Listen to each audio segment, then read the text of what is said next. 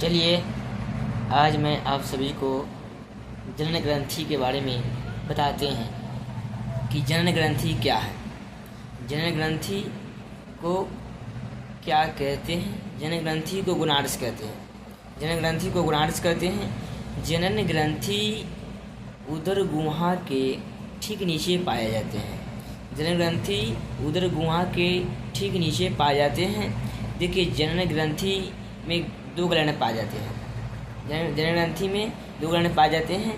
एक ब्रीशन होता है, इसे इंग्लिश में क्या कहते हैं? टेस्टिस कहते हैं। और दूसरा में क्या होता है? ओवम। ओवम यानी कि अंडाशय। अब देखते हैं कि ब्रीशन और अंडाशय यानी इंग्लिश में टेस्टिस एंड ओवरी में क्या अंतर है, क्या डिफरेंट है। टेस्टिस वन पेयर यानी कि एक जोड़ी ब्रीशन पाए जाते हैं, एक जोड़ी ब्रीशन पाए जाते हैं। और ब्रीशन किस में पाए जाते हैं? ब्रीशन पुरुष में पाए जाते हैं यानी कि मेल में पाए जाते हैं। और ब्रीशन में किस प्रकार की कोशिका पाई जाती हैं? ब्रीशन में अंतराली कोशिका पाई जाती है। ब्रीशन में अंतराली कोशिका पाई जाती है। और ब्रीशन स्पर्म का निर्माण करता है।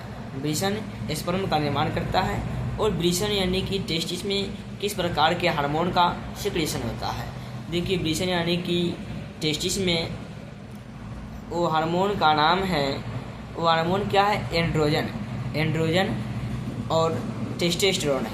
एंड्रोजन एंड टेस्टोस्टेरोन है। क्या है? एंड्रोजन एंड टेस्टोस्टेरोन है, बता दिए। अब चलते हैं कि ओवम क्या है। देखिए, ओवम यानी कि अंडाणु या स्त्रियों यानी कि महिलाओं में पाया जाता है।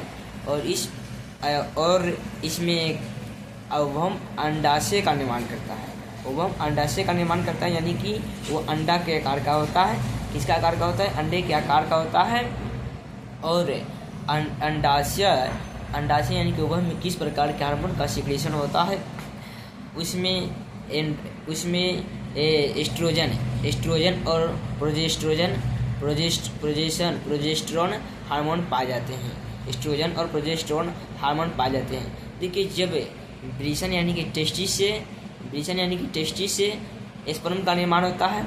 और ओवम यानी कि अंडाशय से ओवम से अंडाशय का निर्माण होता है। ओवम यानी कि ओवम से अंडाशय का निर्माण होता है। जब स्पर्म और अंडाशय आपस में मिलता है। और यह मिलने की जो क्रिया है इसे निषेचन अभिक्रिया कहते हैं। निषेचन अभिक्रिया किसे कहते हैं?